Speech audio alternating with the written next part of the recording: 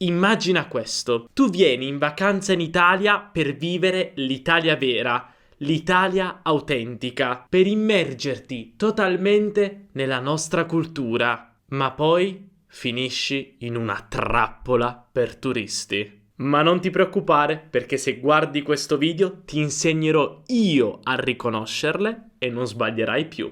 Ciao a tutti e benvenuti a un nuovo video. Io sono Stefano e sono un insegnante di italiano per stranieri. Nel video di oggi parliamo di trappole per turisti e come evitarle. Insomma, tu non sei un turista qualunque. Già il fatto che parli l'italiano, questo fa di te un turista molto speciale. Quindi se vieni in Italia devi avere un'esperienza autentica e ti insegno io a evitare le trappole per turisti. Però sai cos'altro è necessario per vivere un'esperienza autentica?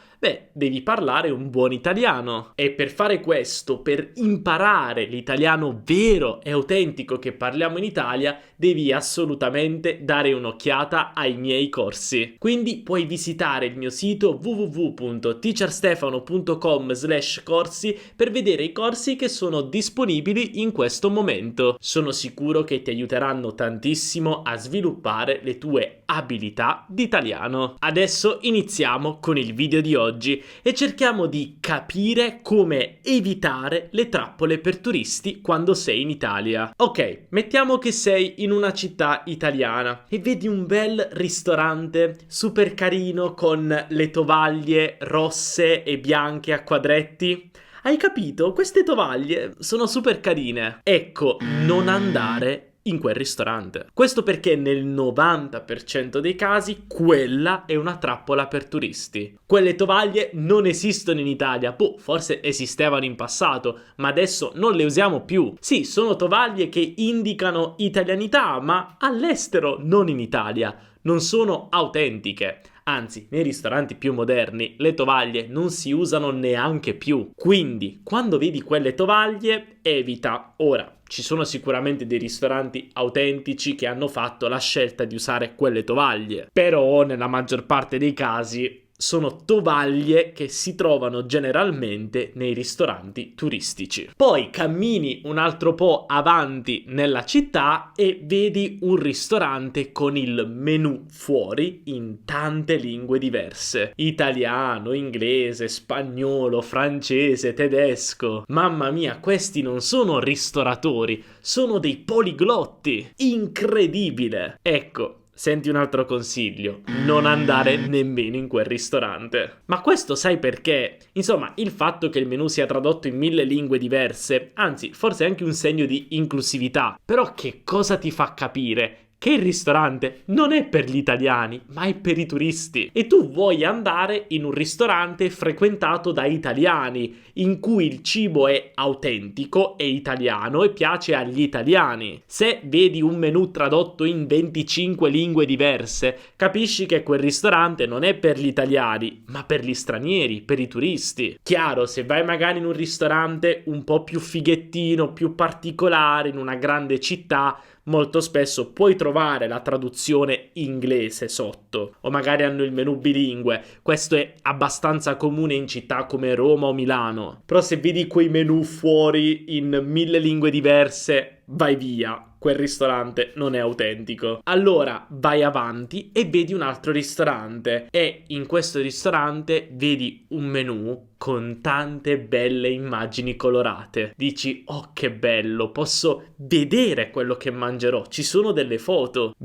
Anche quella è una trappola per turisti. Ma questo perché semplicemente in Italia nei menù noi non mettiamo le foto, anche perché, per mia opinione, mi piace ricevere un po' una sorpresa, cioè che io ordino un piatto, non so come questo sarà impiattato, poi lo ricevo e resto sorpreso, in positivo o in negativo. Però quello che voglio dire è che generalmente noi non mettiamo le foto sui menù. Magari se vai sul sito puoi vedere delle foto, ma le foto sui menù non le mettiamo. Quindi il discorso è sempre lo stesso. In un ristorante turistico mettono le foto sui menù perché chiaramente se una persona non parla la lingua o non conosce la cucina italiana è attratta da quelle foto. Noi italiani non abbiamo bisogno di essere attratti dalla foto se conosciamo il menù o comunque se sappiamo quello che stiamo ordinando. Quindi se vedi un menù con le foto, non ti fermare in quel ristorante, vai avanti. Allora arrivi davanti un altro ristorante e vedi un bel menù vasto, grande, e ci sono piatti da tutte le regioni: la carbonara da Roma, la pizza napoletana, le tagliatelle al ragù da Bologna, le trofie al pesto dalla Liguria. Insomma, un menù davvero proprio italiano. Ecco, no, non ti fermare neanche in quel ristorante. Ascolta, la cucina italiana è molto varia e la diversità tra tutte le cucine delle regioni italiane è enorme. Quindi se tu vai in un ristorante e vuoi assaggiare la cucina autentica italiana, devi assaggiare quella di una regione specifica, non quella di 1000 regioni diverse. Quindi generalmente un ristorante buono lo riconosciamo da un menù piccolo, ma anche specifico di una regione o di un tipo di cucina. Anche una cucina fusion, possiamo trovare magari dei piatti mischiati da regioni diverse. Questo succede, per esempio uno chef napoletano si trasferisce in Piemonte,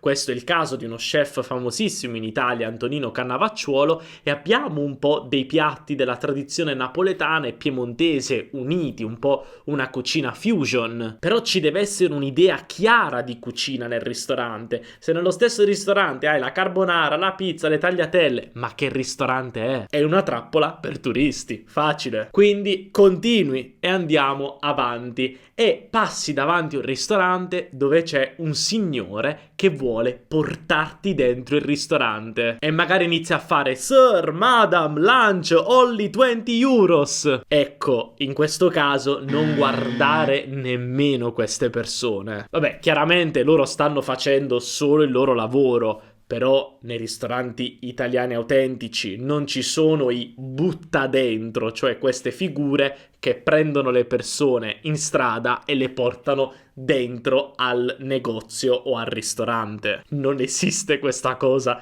in un ristorante autentico, quindi chiaramente non è una cosa italiana, perché alcuni pensano che questa sia una cosa italiana. No, non è una cosa italiana, è solo una cosa per turisti. Quindi se c'è qualcuno che ti chiede di entrare nel loro ristorante, non lo fare. Quindi alla fine il ristorante non l'abbiamo trovato. Aspetta, ora ti do dei consigli. Prima di tutto, il miglior modo per trovare un buon ristorante è chiedere ai locals, alle persone del posto. Magari chiedi all'hotel, chiedi a qualche amico in Italia, qualcuno che vive in quella città, ma anche se per esempio vai al bar la mattina a fare colazione e chiedi conoscete un buon ristorante qui vicino? Questo davvero è un ottimo modo per trovare un buon ristorante. Poi ovviamente ti consiglio anche di cercare su internet, quindi vai su internet, su Google, TripAdvisor, insomma quei siti comuni, ok? E semplicemente cerca dei buoni ristoranti nella zona,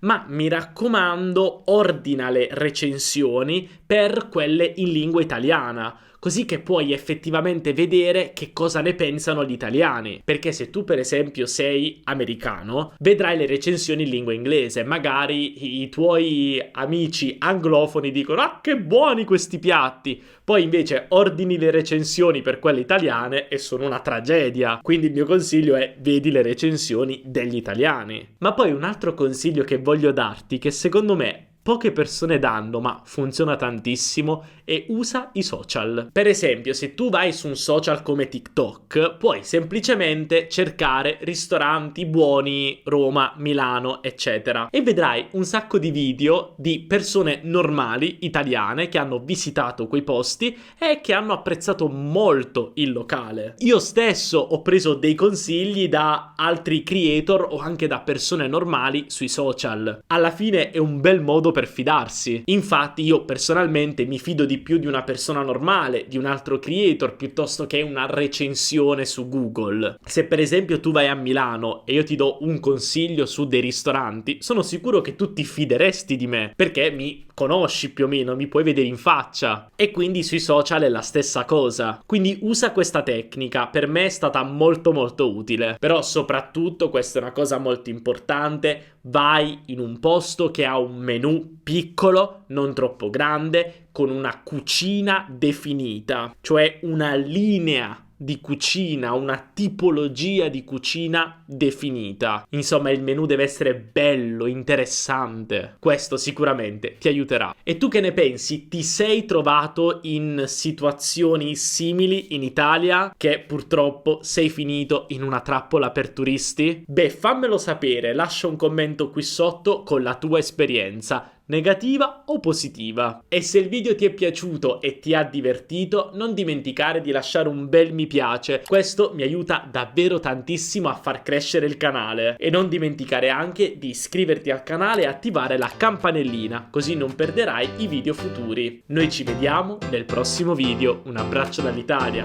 ciao!